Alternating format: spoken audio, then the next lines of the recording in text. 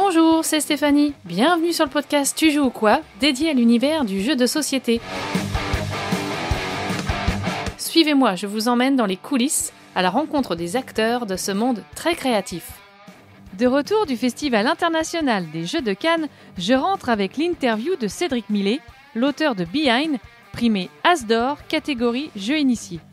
Sorti chez Kif Édition en novembre dernier, Behind est à la fois un jeu de déduction et de puzzle bien malin. Cédric Millet avait signé son premier jeu Meeple Circus chez Matago en 2017.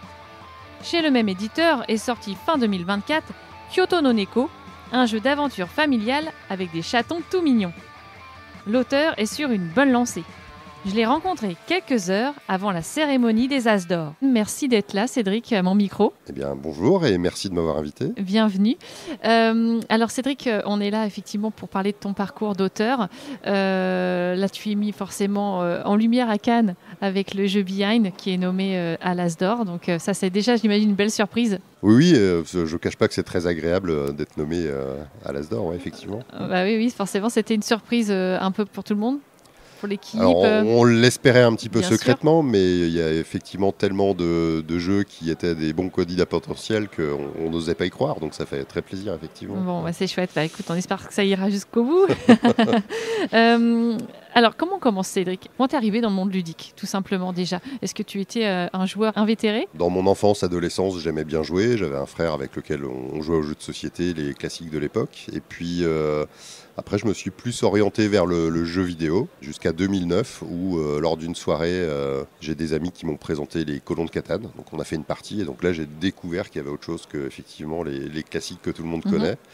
Et puis avec ce groupe d'amis-là, on s'est mis à découvrir le monde du jeu moderne et c'est comme ça que ça a démarré, ouais, effectivement. Ok, et donc après, voilà, tu as mis le doigt dedans, donc tu as découvert de plus en plus de jeux. Est-ce que tu as eu cette boulimie un peu Oui, ouais. effectivement. Et donc avec les amis en question, on se partageait les achats, mais on avait envie de découvrir tout ce qui existait avec un attrait initial pour plutôt les jeux, les Eurogames.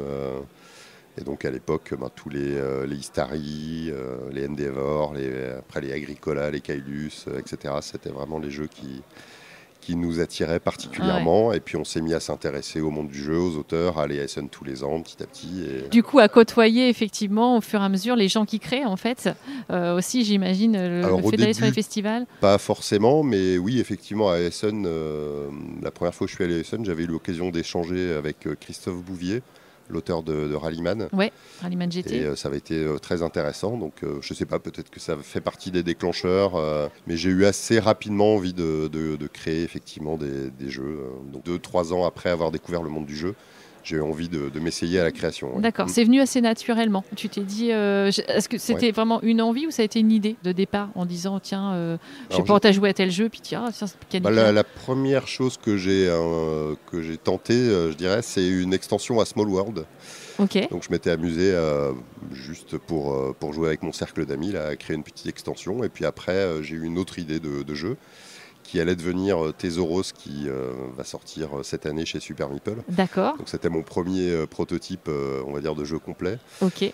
Ah, donc tu t'es attaqué tout de suite à du jeu un peu expert? Oui, puisque c'était les jeux que je jouais principalement à l'époque, donc j'avais envie effectivement de créer ce genre de jeu. Ouais. Donc tiens, puisque tu en parles, parce que souvent on parle des projets à la fin, mais puisque tu commences par Thésaurus, c'est quoi ce jeu? Quelle est la thématique Alors la thématique, c'est qu'on est à la tête d'une entreprise qui chasse des trésors en mer. Donc le but, c'est de marquer un maximum de points de réputation et notamment le cœur du jeu en équipant des bateaux avec des technologies pour aller en mer récupérer des trésors perdus. Donc ça va être un engine building, on va construire, on va s'améliorer. Alors c'est un jeu de placement d'ouvriers et dans lequel effectivement il va y avoir une montée en puissance puisqu'on va à la fois avoir de plus en plus d'employés dans notre petite société et puis développer des technologies, une flotte de bateaux pour aller en mer, etc. Donc il y a effectivement cet aspect montée en puissance. Donc tu l'as imaginé quand, tu disais, ce jeu-là? Le premier prototype, c'était en 2012. Ouais. Il s'est trouvé signé comment et à quel moment? Il a été signé en 2018.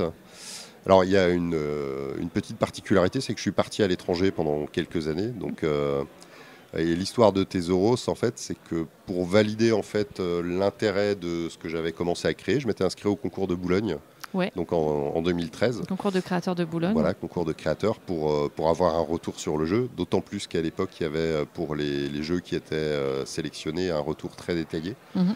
Donc c'était particulièrement intéressant pour un débutant. Il y a plusieurs étapes à passer, mais il y a des retours à chaque étape?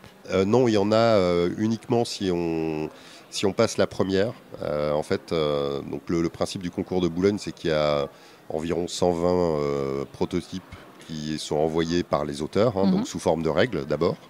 Et donc il y a des gens qui vont faire le tri dans ces 120 règles pour en sélectionner 30. Donc c'est ça la première étape. D'accord. Et donc si on a la chance d'être dans les 30, on doit envoyer un prototype qui lui sera testé par un panel de testeurs de la ludothèque de Boulogne. Donc c'est à l'issue de ces tests de prototypes qu'on a un retour. Donc désormais il se fait de manière orale, mais à l'époque il y avait un retour écrit. D'accord. Pour le coup, tu as eu ces premiers retours et ça Ouais. t'a permis d'améliorer le jeu, de continuer à travailler dessus? Bon, effectivement, le fait d'avoir été sélectionné dans les 30, c'était encourageant. Donc c'était un peu le but de valider ma démarche. Donc ça m'a encouragé à continuer à créer.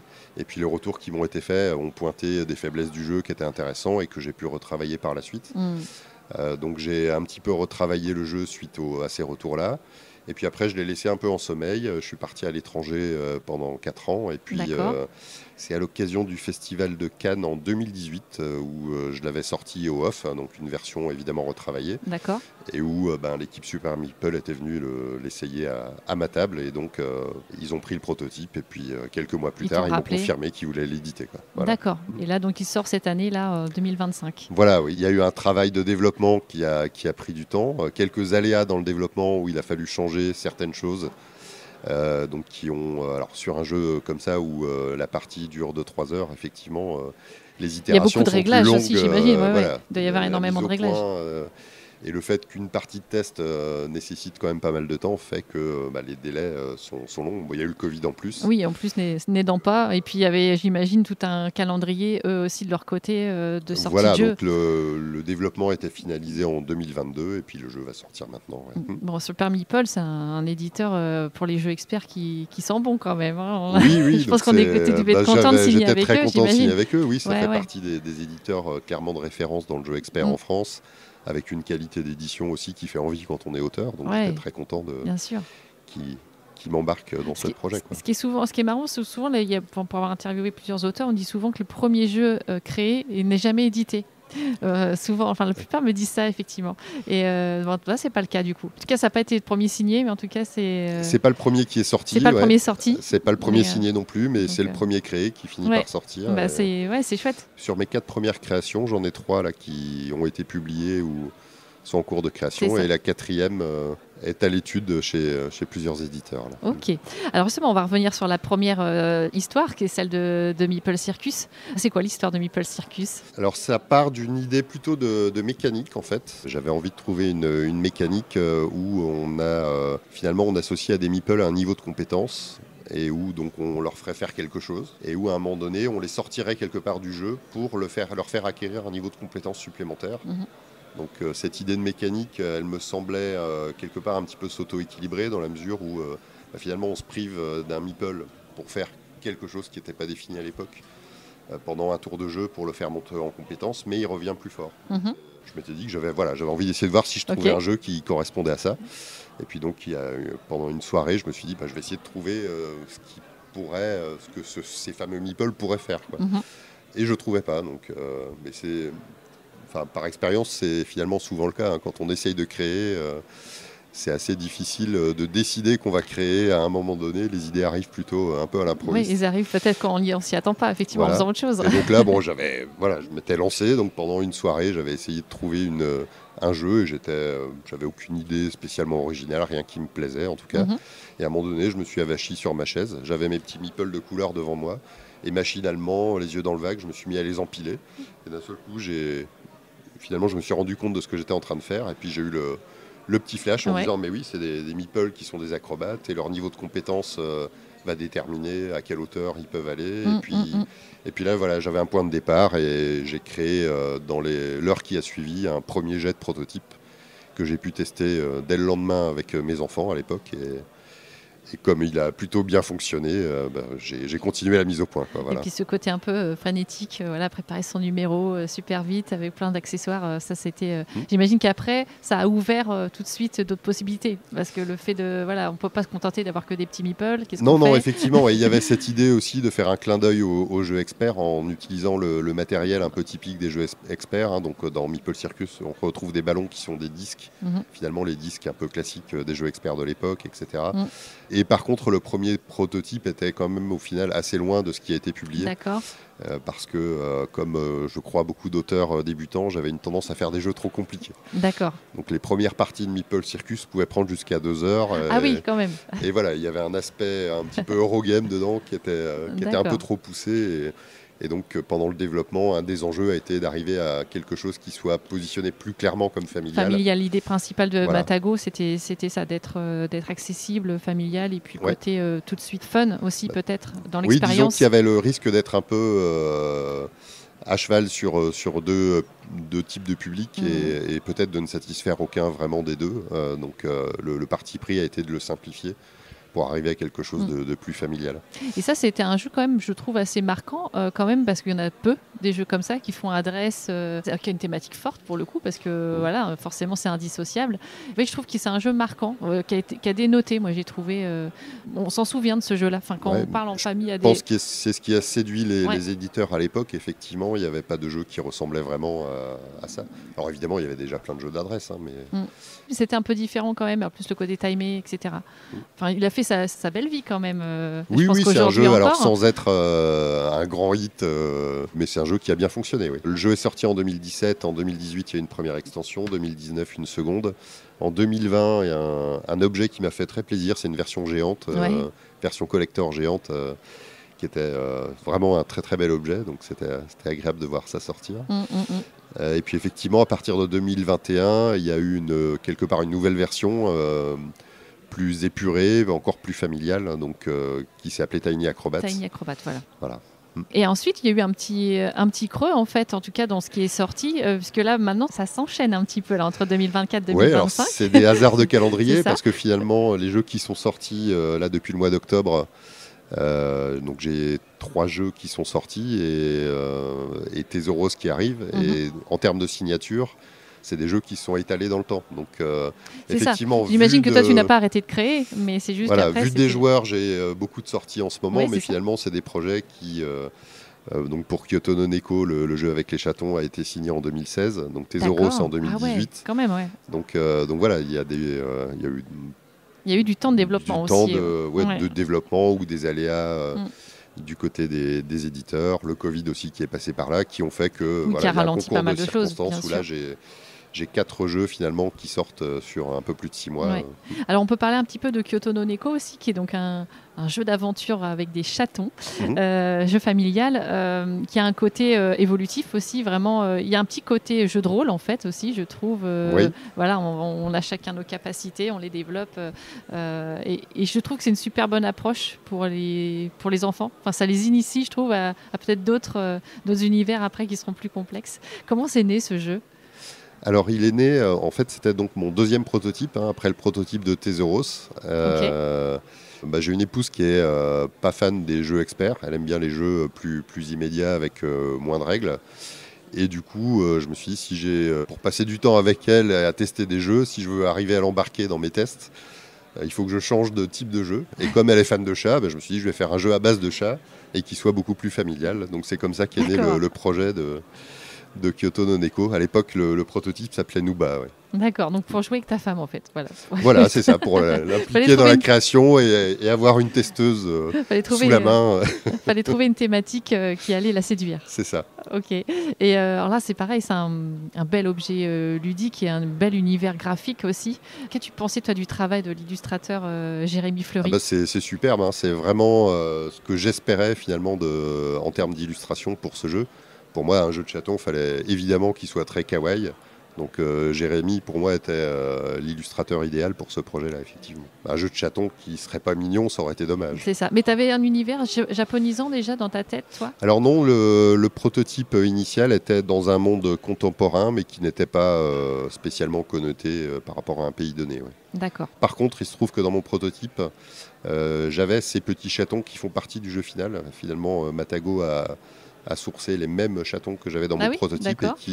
qui ont ce côté chat asiatique. Tu avais déjà ce matériel en fait Ouais, ouais. dans ton proto. Ouais. Ok. Et comment, ce côté très évolutif, un peu avec les capacités, etc. C'est venu comment en fait? Alors j'avoue que je ne sais plus exactement comment c'est venu, mais j'avais envie de raconter, probablement ça, oui, ça venait de la thématique. J'avais envie de raconter l'histoire d'un chaton qui allait découvrir le monde et puis développer ses capacités. Donc la mécanique un peu typée jeu de rôle. Alors moi j'ai jamais fait de jeu de rôle. Ouais. Par contre j'en ai fait entre guillemets sur PC. Donc le fait d'avoir des compétences qui augmentent ou ce genre de choses, c'est quelque chose que j'avais découvert dans les jeux PC. Quoi. D'accord. Ce projet-là aussi, tu l'avais proposé en concours ou pas forcément? Alors non, pas au concours de Boulogne, mais en tout cas à mes débuts, mes prototypes, je les proposais dans des festivals, dans des protozones de festivals. Donc effectivement, j'avais eu l'occasion, alors de mémoire, celui-là avait été sélectionné à Paris et Ludique. Non, pardon, ah oui, non, Ludinor, pardon. Ludinor, Ludinor, ok. ouais, je l'avais présenté à Ludinor de mémoire en 2015. Oui, donc l'importance quand même des retours aussi sur Oui, les je trouvais que festivals. c'était un Ouais. bon moyen en tant qu'auteur débutant déjà de voir si les jeux que je créais, pareil, passaient le cap de la sélection pour les protozones d'une part, et puis c'était enrichissant d'avoir des testeurs qui viennent de tous horizons à travers les festivals pour les faire progresser. Donc, J'ai l'impression que le point de départ quand même de la création, souvent pour toi, c'est une thématique. alors c'est pas 100% vrai, mais souvent oui. Souvent. J'aime par goût, j'aime bien les jeux avec une thématique forte et des mécaniques qui s'imbriquent bien dans la thématique. Donc c'est ce que j'essaye de créer. Et c'est vrai que ce soit Meeple Circus, Kyoto no Neko ou Tesoros, c'est des jeux avec une thématique finalement que les éditeurs n'ont pas imaginé changer. Parce que la Parce qu'elle collait mécanique et complètement. thématique était très imbriquée. Était très quoi. imbriqué, Ouais. en effet. On va arriver à Behind, forcément. Comment est arrivée l'idée de Behind? Là, on est dans de la narration, mais aussi dans de l'enquête, du puzzle. Comment tu as cheminé vers ça? Parce que là, c'est un peu différent de ce que tu as pu faire Oui. jusqu'à maintenant. Effectivement, et là le premier point de départ a été une réflexion sur le puzzle, puisque j'avais entendu que les puzzles avaient explosé pendant la période Covid. Moi, n'étant pas spécialement amateur de puzzle, ça m'avait un petit peu surpris, mais je me suis Le dit, fait de voilà, jouer s'il y a une seul, quoi. appétence pour le puzzle, est-ce qu'il n'y a pas un moyen finalement de le réinventer, de trouver un twist à partir de cette base mécanique finalement. Donc ça a été un premier point de départ. Et puis le concept m'est venu en jouant à un autre jeu du commerce dans lequel il fallait ordonner des cartes. Et pour valider qu'on avait bien remis les cartes dans le bon ordre, il fallait avec une application scanner les cartes dans l'ordre. D'accord. Et j'avais trouvé ça un peu fastidieux de devoir scanner les cartes avec une appli pour valider que c'était dans l'ordre. Et là, je me suis fait la réflexion finalement comment on aurait pu faire plus simple.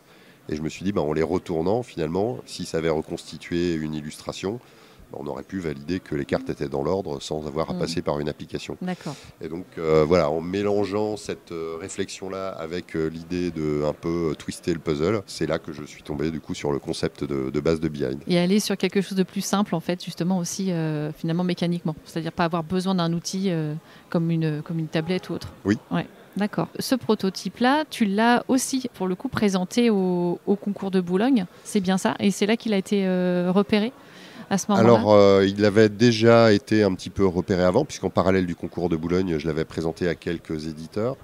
Mais la toute première version, en fait, que j'avais présentée à des éditeurs était limitée à ce qui est devenu finalement la démo. Et du coup, le concept avait intéressé les éditeurs, mais je pense qu'il leur manquait quelque chose de ma part pour les convaincre que c'est un concept qui pouvait se décliner largement. Donc sur ce premier tour où j'avais vu 4 éditeurs, tous m'avaient pris le proto, mais derrière, il n'y avait pas eu de suite. Donc Parce en parallèle... à ce moment-là, tu avais trouvé la mécanique, mais tu avais déjà développé des scénarios, des Il y avait histoires? le premier scénario, qui était un ok. scénario qui est devenu la démo, donc qui n'était pas un scénario très long, qui jouait en un quart d'heure, 20 minutes. Mon espoir était de convaincre sur le concept. Bien sûr. Et je pense que les éditeurs avaient besoin d'en voir plus avant de passer à une signature de contrat. Et donc, d'une part, je me suis inscrit au concours de Boulogne, et puis en parallèle, j'ai développé d'autres tableaux. Et donc, dans finalement la boîte présentée au concours de Boulogne, j'en avais 5 différents. Ah oui, Voilà, et quand en même bien prenant développé. soin d'avoir des logiques très différentes pour montrer que sur le concept de base, on pouvait finalement avoir des logiques pour reconstituer le tableau qui soient très variées. D'accord. Donc là, en tout cas, tous les scénarios de la boîte 1, c'est toi qui les as conçus? Alors non, c'est-à-dire que moi, dans mon prototype, j'avais une bande dessinée, mais qui n'aurait pas fonctionné pour une boîte commercialisée, notamment parce qu'elle était trop courte. D'accord. Et donc, la proposition de Kif, alors je tenais à ce qu'il y ait une bande dessinée parce que je trouvais que c'était une mécanique qui marchait bien avec le concept et qui était très différente des autres qui sont dans la boîte. Ouais. Et donc, Pierrot de Kif a proposé de confier une nouvelle bande dessinée à Martin Wittberg. Ouais. Donc, j'étais très heureux parce que ça fait partie des illustrateurs que j'apprécie. Et donc le scénario de la bande dessinée a aussi été fait par Martin. Ouais. Alors là, oui, je vais dire, tu as été gâté effectivement sur les 3 dessinateurs, quand même, 3 illustrateurs. Hein. Oui, je ne le nie pas. Entre Pierrot, effectivement, Martin de Wittberg, comme tu viens de dire, et Maud Chamel, qui ont plus des univers effectivement très distincts, très différents. Donc c'est vrai qu'on vit 3 expériences vraiment différentes avec le jeu. Oui, c'est ça, c'est l'idée d'avoir 3 univers finalement différents. Comme tu le disais, même s'il n'y a pas de texte dans tous, il y a un aspect narratif. On est quand même immergé quelque part dans un univers entre guillemets, et donc il y avait cette volonté dans la boîte d'offrir 3 expériences différentes, donc 3 illustrateurs, 3 logiques. Et justement, cette rencontre avec Kif, elle s'est faite à l'issue de ce concours de Boulogne? Oui, parce que quand on arrive donc dans la suite du concours de Boulogne, quand les 30 prototypes sont testés, les testeurs choisissent parmi les 30 prototypes 10 finalistes, et ces 10 finalistes sont présentés aux éditeurs partenaires du concours. Okay. Et qui fait partie des éditeurs partenaires du concours. Donc, il m'avait contacté dès ce moment-là. Donc, avant la phase finale du concours, où là, c'est un jury de professionnels qui, parmi les 10 finalistes, va primer 4 prototypes. Dès la sélection des finalistes, en fait, les éditeurs partenaires. Et tu avais déjà approché, du coup, à ce moment-là, avec une option pour travailler sur le jeu? Oui, en fait, j'avais eu la chance que tous les éditeurs partenaires du concours m'ont approché pour me proposer d'éditer le jeu. D'accord, voilà, c'est un peu comme The Voice, tout le monde se retourne et, donc, et lequel je choisis, c'est ça? C'est des cas assez rares, en tout cas, dans mon cas, où on a le luxe d'avoir le choix entre plusieurs éditeurs. Donc et qu'est-ce qui t'a fait aller vers Kif, justement? Beaucoup de choses. Le contact avec l'équipe, leur motivation. Alors, c'est un jeu aussi qui fait la part belle aux illustrations. Donc le fait d'avoir un éditeur dans lequel il y ait un illustrateur, c'était un atout aussi. Donc c'était tout un ensemble de choses. Le parcours de Pierrot, effectivement, était un atout forcément supplémentaire pour ce jeu. Oui, tout à fait. Ouais. Ok, donc il a remporté un prix à Boulogne. Oui, donc il a fait partie des 4 prototypes primés. Oui, effectivement. Donc ça s'appelait Puzzle Rêve. C'est ça. À l'époque. Okay. Exactement. Et donc, il y a eu combien de temps de travail et de développement, de peaufinage, de scénario, etc. Sur cette première boîte? Donc, entre la signature et l'édition, il y a eu exactement 1 an. D'accord. Donc, ça a été quand même un coup d'accélérateur. Enfin, il a fallu travailler oui, alors, vraiment. Il y avait plusieurs aspects. Donc, j'avais déjà un ensemble de tableaux qui étaient, alors je ne vais pas dire prêts parce qu'il fallait encore de la mise au point, mais il y avait déjà une base qui permettait de rendre crédible une édition en 1 an. Et puis après, il y a eu un gros boulot de Kif pour que le jeu sorte dans ce délai-là. Donc ça a été une très bonne expérience de travail d'équipe là, pour sortir le jeu 1 an après. C'était très agréable. Ouais, c'est presque en immersion, quoi. Il y a beaucoup d'allers-retours, j'imagine, à ce moment-là. Oui. Beaucoup de tests, l'impact des illustrations aussi, parce que mes prototypes étaient... moi, je travaille beaucoup sous PowerPoint. Donc... Alors, comment on se débrouille évidemment pour faire un prototype, surtout sur des jeux comme ça, très visuels, et qu'on n'est pas soi-même illustrateur? Alors, on se débrouille avec des icônes. Donc, moi, je travaille quasiment exclusivement sur PowerPoint. Ok. Et je trouve soit des images prises sur Google, soit des icônes. Et ça suffit, en fait, à faire un prototype fonctionnel. Après, la difficulté, c'est qu'effectivement, quand l'illustrateur fait son travail pour rendre beau mon prototype, il y a une perception en fait, des joueurs qui peut être différente. Et donc, après avoir été illustré, il y a encore à nouveau un travail de mise au point qui n'est pas négligeable, en fait, finalement. Et c'est en toute honnêteté un impact que je n'imaginais pas à ce niveau-là. C'est-à-dire qu'effectivement, l'impact visuel entre... moi, j'ai fait mes réglages avec mon prototype, mais derrière, avec l'illustration définitive, il y a des choses qui ne sont pas perçues de la même manière et qui nécessitent encore de la mise au point. Il peut y avoir la liberté qui est donnée à l'illustrateur de réinterpréter certaines choses qui font que dans certains cas, ça ne marche plus et il faut revenir en arrière, même si les idées proposées sont cool. Et on voit que la réaction des gens n'est pas la même. Donc il y a effectivement tout un travail de mise au point encore, une fois que le jeu est illustré. Et tu as été associé du coup tout le long du processus ? Oui, tout le long. Ça a été très agréable. Enfin, moi, c'est quelque chose que j'aime bien quand je travaille avec les éditeurs, être impliqué. Et là, ça a été vraiment un travail conjoint du début à la fin avec Kif. C'était très agréable. Et du coup, les 3 scénarios, comme ils étaient avec 3 illustrateurs différents, ont été travaillés en même temps, plus ou moins ? Oui, il n'y a pas eu besoin de séquencer, c'était travaillé en parallèle. Oui. Moi, tout a été travaillé en parallèle, parce que c'est vrai qu'un an, ça paraît assez rapide pour le coup. Pour un jeu dans mon expérience, il y a un peu les opposés, effectivement. Parce que même si ça semble très simple à jouer, je pense que c'est un vrai casse-tête à fabriquer et à créer. Oui, parce que sur les premiers prototypes, effectivement, moi, j'imagine comment va se passer la résolution. Et c'est un peu le paradoxe de ce jeu, c'est que moi j'y ai jamais joué finalement. Bah oui, c'est vrai. Quand on conçoit les énigmes, et donc on imagine comment les gens vont les résoudre, et après c'est en faisant plein de tests qu'on s'aperçoit ce qui se passe dans la réalité, et avec des approches parfois qui sont très surprenantes du point de vue du concepteur. Et donc un travail de mise en point qui est conséquent, de dosage aussi de la difficulté qui est très, très complexe, d'autant plus que sur le concept de Behind, on a finalement... des logiques différentes et les gens sont plus ou moins à l'aise et il y a des gens qui sont très à l'aise avec certaines logiques, moins avec d'autres. Enfin, on est tous comme ça. Oui, c'est ça. Mais du coup, en fonction des tableaux, il y a des tableaux qui peuvent être résolus assez facilement par une personne et beaucoup plus difficilement par une autre. Donc en termes de mise au point, ça a fait partie des challenges. Mais c'est tout l'intérêt aussi, parce que c'est vrai qu'il peut y avoir un côté un peu challengeant aussi, si on sait louper sur un scénar, justement, et l'autre, on y arrive très bien. Oui. Et c'est aussi pour ça qu'on recommande de jouer à deux. C'est qu'en général, comme on n'est pas tous câblés de la même manière, c'est sympa d'avoir 2 cerveaux et de se compléter, d'échanger, de discuter. Ça fait partie du plaisir du jeu. Oui, je confirme. À 2, c'est effectivement beaucoup plus fluide, je trouve. Donc, j'entendais tout à l'heure que quand tu avais conçu le proto pour Boulogne, tu avais 5 scénars. Donc là, j'imagine que la suite est déjà bien engagée. Oui, et ça a été accéléré par un outil qu'a créé Nicolas Normandon, donc, qui est un des membres de Kif. Qui développe des applications, lui. Qui développe des applications et donc qui, très très vite après la signature, m'a fourni une appli qui me permettait, moi en fait, de mettre les images de mon proto dedans et de jouer virtuellement. Ok. Et donc, ça a été un gros gain de temps pour moi, parce que sinon, pour faire ma mise au point de proto, j'étais obligé d'imprimer, de découper. Et c'est assez fastidieux, d'autant plus que le premier proto, évidemment, ne marche jamais exactement comme on l'imaginait. Donc on passe 1 heure à imprimer, découper, et puis on met tout de suite à la poubelle, on fait des corrections, on recommence. 57 tuiles, je crois, c'est ça? Entre 54 et 70 pour la première boîte, donc effectivement.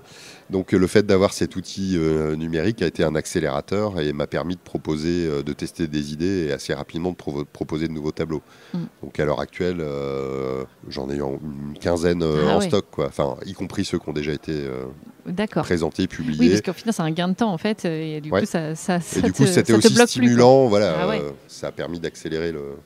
Ok, donc on peut imaginer plusieurs suites, peut-être. Oui, si tout se passe bien. Donc la 2e boîte a déjà été annoncée par Kif, et elle va sortir en 2025, à une date qui reste à préciser à ce stade. Et puis potentiellement, effectivement, si ça fonctionne, on imagine une 3e boîte et il y a déjà des idées pour la 3e boîte. Là, en plus, avec cette belle mise en lumière à Cannes, déjà pour toi, la nomination, c'est déjà quelque chose, mais pour Kif... Oui, c'est très sympa. On apprécie beaucoup d'avoir été nommé. C'est une reconnaissance qui est agréable. Enfin, ça concrétise tout le travail d'une équipe, parce que là, pour le coup, j'ai vraiment besoin de les uns des autres. Oui, exactement. Entre l'équipe au sens large, d'ailleurs, en incluant les illustrateurs. Le graphiste, etc. C'était vraiment un travail d'équipe et un challenge, parce qu'il y a aussi des challenges éditoriaux pour arriver à produire ce jeu, qui n'était pas forcément évident à résoudre. Donc, je me souviens, on avait échangé avec Kika sur les impressions. Il y a toujours des marges, etc. Comment on fait sans les marges pour que ça soit nickel à la découpe. C'est ça, quand on a des tableaux qui nécessitent d'avoir quelque chose qui est en bordure de tuiles, et que effectivement l'usine dit la précision c'est 3 mm près, ça marche pas, quoi. Ouais. Donc il faut trouver des astuces et Ouais, des moyens de remédier à ça. Ça a dû être un sacré casse-tête pour effectivement la Et production. ça a même eu des petits impacts parfois sur le gameplay, où il y a des choses ouais. qui n'étaient pas réalistes du tout, où j'ai dû modifier un petit peu la conception du scénario pour être compatible avec les contraintes de prod. Ouais. Ok. Et est-ce que tu peux nous en dire un petit peu plus sur les scénarios à venir? Quelle thématique tu abordes ou sans parler de mécanique, mais... Alors, ce que je peux dire, c'est qu'il y aura à nouveau 3 logiques et 3 univers différents de la première boîte. Ok. Donc, la logique qui va vous faire rassembler, reconstituer le rectangle va être à nouveau différente. D'accord. Et en termes d'illustration, donc, on a un premier scénario qui est illustré par Crocotam. Le deuxième par Mélodie Leblond et le troisième c'est Pierrot qui rempile. D'accord, ok, donc ouais, c'est bien parce qu'on va avoir des univers encore graphiques assez différents aussi. Oui. Avec des choses plus épurées ou des choses plus sombres. Sur quel type peut-être de thème ce sera? Alors pour l'instant, il n'y a pas eu de communication de kiff sur le thème, donc je vais leur laisser le soin de... Ok, je suis trop curieuse. Ok, et alors toi, tu l'as évoqué un petit peu tout à l'heure, tes sources d'inspiration, souvent ça peut être un thème fort ou un matériel, puisque tu étais parti, j'imagine, avec Meeple Circus. Est-ce qu'il y a d'autres choses toi, qui t'inspirent Historiquement, c'est plutôt la thématique, effectivement, et ça peut être effectivement aussi une mécanique ou un matériel, mais c'est plus rare. Moi, comme je te le disais tout à l'heure, j'apprécie beaucoup les jeux où thématique et mécanique s'imbriquent bien. Ouais. Donc Je trouve ça plus agréable, plus immersif, avec des règles plus faciles à retenir, donc c'est souvent ce que j'essaye de faire. Oui, c'est vrai que ça aide forcément à l'apprentissage des règles quand ça fait vraiment sens. Quand ça fait sens, complètement.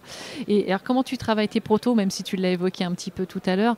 Est-ce que tu as, toi, une astuce à partager sur qu'est-ce qui est important d'avoir, je sais pas, comme type de matériel, quand on veut se lancer dans la création, justement Alors, une astuce, il y a beaucoup de bonnes pratiques, mais... je crois que la première chose, c'est de diversifier les testeurs, hein, parce que pour avoir des retours qui soient variés et pas se limiter à un petit groupe d'amis qui vont être gentils parce qu'on est amis.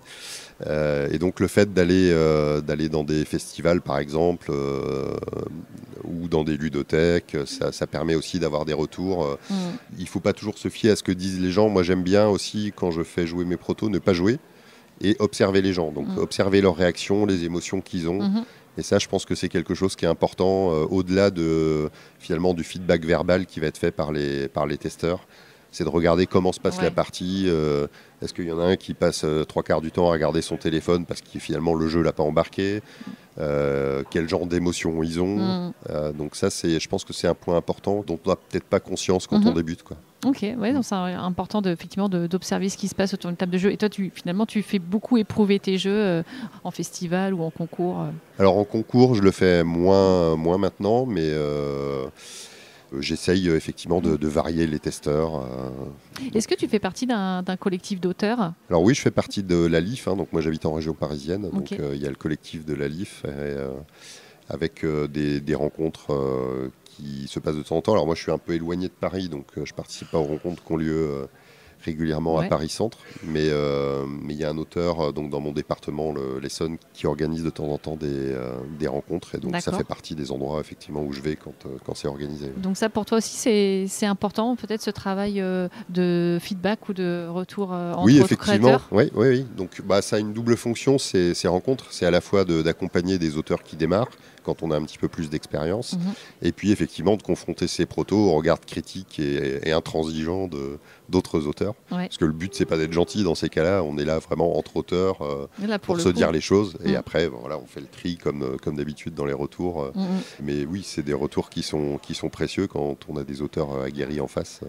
Et le co-autorat, c'est quelque chose qui est possible? Oui, c'est tout à fait possible.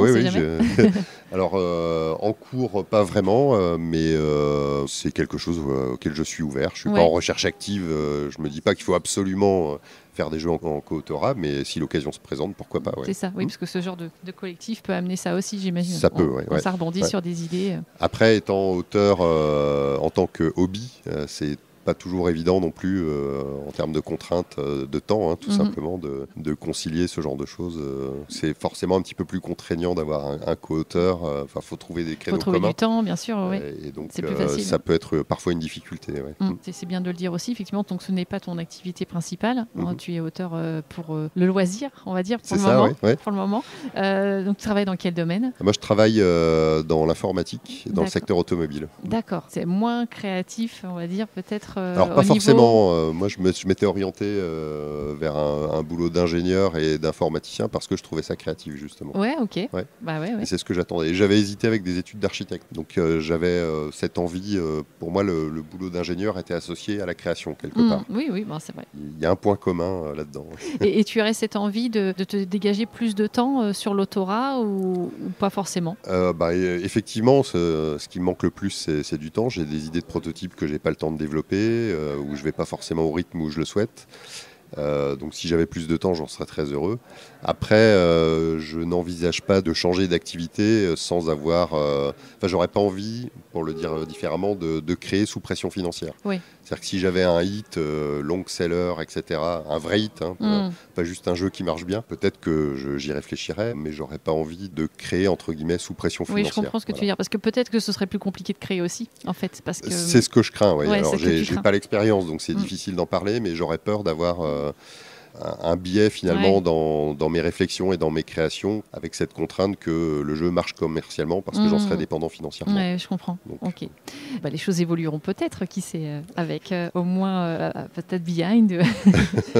Et alors, on parlait de projets, de jeux à sortir, donc tu nous as parlé de Tesoros. Est-ce qu'il y a d'autres choses là pour 2025 qui sort ? Non, pour 2025, il y aura du Behind et du Tesoros. Ok. Pour 2026, donc on verra, peut-être, j'espère encore du Behind. Et puis, il y a un autre projet que je dois signer d'un jour à l'autre qui devrait sortir en 2026. Donc c'est en cours. Là, j'imagine que sur un festival comme Cannes, tu as aussi des rencontres de présentation de proto, ce genre de choses avec des éditeurs. Oui, bien sûr. Alors, j'ai toujours pareil, je suis toujours un petit peu à l'arrache pour préparer les festivals. Donc, j'ai pas assez de rendez-vous par rapport à ce que j'aurais souhaité. J'ai pas pris le temps de contacter suffisamment les éditeurs, mais j'ai quand même réussi à caser 3-4 rendez-vous effectivement pour présenter des protos. Voilà. On n'a pas parlé d'un jeu, c'est The Next Monster. Donc ça, c'est un jeu ABBA, c'est ça ? Oui, tout à fait. Oui. Donc plus enfant et familial, non ? Alors, il est très familial, mais c'est pas dans la gamme enfant. C'est pas la gamme enfant, c'est familial. Voilà, ABBA s'est lancé depuis quelques années dans une gamme un petit peu au-dessus. Donc c'est un jeu qu'on cible plutôt vers 8 ans, qui est effectivement très familial, mais pas enfant au sens 4-6 ans. Voilà. Mais alors, qui est sorti en Allemagne ? Oui, alors il y a eu... Il n'est pas sorti partout, je crois. Non, effectivement. Donc, il n'est pas sorti en France, notamment suite à la fermeture d'ABBA France. Donc, ABBA a eu des difficultés financières et donc a suspendu sa distribution en France suite à la fermeture. Donc, j'ai entendu là que la distribution d'ABBA en France se relançait via Asmodée. Donc, j'imagine que The Next Monster devrait bientôt arriver en France. Mais effectivement, pour l'instant, il a été vendu en Allemagne, Espagne et Pays-Bas. Est-ce qu'il est sorti aussi l'année dernière pour toi ? C'était 2024 donc aussi. Le premier jeu de 2024, il est sorti en août 2024 en Allemagne. Ouais. Parle-nous un petit peu de ce jeu, parce que du coup, je ne connais pas. Oui, alors c'est un jeu de construction de tableaux. La thématique, alors elle a évolué par rapport à mon prototype, donc c'était un choix de l'éditeur. Moi j'avais une thématique sur Halloween, et donc ABBA trouvait que c'était un peu risqué d'avoir une thématique qui corresponde à une période de l'année. Ah oui, d'accord. Donc ils ont préféré changer un peu la thématique, même si ça reste une thématique du coup monstre entre guillemets. Donc là l'idée c'est de constituer une équipe de monstres qui va faire un show type show de talent télévisé. D'accord. Et donc on va sélectionner des tuiles monstres pour constituer un tableau et des tuiles jurées qui vont juger finalement les monstres qu'on aura sélectionnés. Et donc il y a un ensemble de contraintes sur les tuiles qui nécessitent d'optimiser pour avoir un maximum d'applaudissements du jury. D'accord. Voilà. Et il a une petite spécificité, c'est que le jeu est rythmé par une musique. Ah, okay. C'est-à-dire qu'à notre tour, en fait, on doit retourner une tuile. En fait, on a 6 tuiles face visible, puis un gros tas de tuiles face cachée. On doit en retourner une 7e face visible et en choisir une parmi les 7.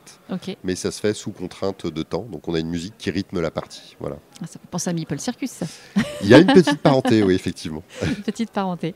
Ok, et alors donc, tu l'as rapidement évoqué. Quels sont pour toi tes projets ou tes envies, peut-être plus, parce qu'on parlait de projets et de choses peut-être à venir. Quelles sont tes envies? Est-ce qu'il y a des choses peut-être que tu n'as pas explorées? Je pense par exemple une thématique qui te fait vraiment envie, une mécanique, tu te dis, moi, celle-là, j'ai envie de l'explorer. Voilà. Est-ce que tu as des envies particulières? Alors à ce stade, non, j'en identifie pas particulièrement. Après, j'ai des protos que j'ai démarrés, y compris il y a plusieurs années, mais que j'ai pas eu le temps de faire aboutir. Donc là, je suis plutôt dans une phase où j'ai eu une période où j'ai eu plein d'idées de protos, mais que j'ai pas pu travailler suffisamment. Donc je suis dans une phase où je les reprends pour voir si ils méritent d'être travaillés ou pas. Et pour ceux où j'estime qu'ils méritent d'être travaillés, je vais les travailler. Voilà. Ok, c'est déjà pas mal. J'imagine que ça va être compliqué d'avoir plein de projets en plus, de tiroirs ouverts. Oui, alors à la fois ça peut être une difficulté, mais c'est aussi agréable d'être capable de changer de projet, de ne pas rester monoprojet. Moi j'aime bien de temps en temps faire des pauses, laisser reposer, passer sur un autre projet et revenir sur le premier. Je trouve que j'aime bien cette manière de faire. Ça évite de s'abrutir sur quelque chose. Et de rester bloqué. Ça permet de prendre du recul aussi. Et parfois, en lâchant un peu prise, effectivement, d'avoir une idée qui arrive par hasard et qui débloque une situation. Petite pause avant de passer au traditionnel portrait chinois ludique. 2 jours après la cérémonie des As d'or, je suis retournée voir Cédric pour recueillir son impression. Il venait de terminer une séance de dédicace sur le stand de Kif Édition. Alors je retrouve Cédric sur le stand de Kif, parce que forcément la cérémonie des As d'or est passée et il y a une très belle nouvelle. Voilà, Behind a été primé As d'or jeu initié. Alors quelle était ta réaction Ça fait extrêmement plaisir. C'était un peu une surprise. On n'était pas forcément les favoris dans la catégorie, mais une très belle surprise. Et donc encore un grand merci au jury d'avoir choisi de primer Behind. Ouais, tu t'es retrouvé sur cette grande scène alors, et ça fait quel effet? Il y avait beaucoup d'émotions, donc c'est pas forcément évident de se retrouver sur une grande scène comme ça, dans le contexte avec cette surprise. Et donc, mais c'était un chouette moment et ça fait très plaisir avec toute l'équipe de Kif et tous les intervenants sur le projet d'avoir partagé ce moment très agréable. Et ce qui est chouette, tout le monde est monté sur scène. On avait l'équipe complète de Kif tous les illustrateurs, illustrateurs, le graphiste, etc. Et donc, un vrai travail d'équipe, donc bien récompensé. Un chouette moment, et oui, ça a permis de ponctuer un peu plus d'un an de travail collectif qui a permis d'aboutir au résultat. Donc c'était un très chouette moment. Alors justement, là, si tu te retrouvais tout de suite à nouveau sur la scène, qu'est-ce que tu aurais envie de dire en fait là pour En fait, j'avais envie de remercier tout le monde, tous ceux qui ont rendu cette aventure possible, qui ont envie d'y contribuer, mais sur le moment avec l'émotion, c'est pas forcément évident de trouver les mots justes. Mais voilà, c'était vraiment l'intention. J'ai les pensées qui se bousculaient dans la tête en pensant au parcours, aux gens que j'ai rencontrés, aux gens qui ont rendu le projet possible. Donc c'était beaucoup d'idées, beaucoup d'émotions qui se bousculaient dans la tête. Ouais. Ça sent bon aussi pour la deuxième boîte du coup là. Forcément, oui, on dit que ça va être porté. Les travaux forcément étaient déjà engagés, mais c'est vrai qu'avoir une telle récompense, ça devrait effectivement être un point d'appui très intéressant pour la suite. Ouais. Alors là, du coup, depuis 2 jours, c'est un peu la folie, j'imagine, pour toi. Comment les dédicaces, tout ça. Les dédicaces, les interviews, le stand de Kif qui est envahi, il a fallu recruter des animateurs supplémentaires. Donc c'est vrai que on est tous sur un petit nuage là, c'est très chouette. Pas trop de crispation au poignet pour les dédicaces? Non, ça va, c'est plus les illustrateurs, parce que pour les dédicaces, les auteurs, c'est un peu plus cool comme boulot. C'est sûr. Et en tout cas, pas encore la voix cassée, donc c'est bon. Ça va, je m'en sors encore bien. Félicitations pour ce beau travail collectif, parce il faut le dire quand même. Tout à fait. Et puis on souhaite une longue vie à Behind et des belles choses pour le futur pour toi. Un grand merci. Merci Cédric.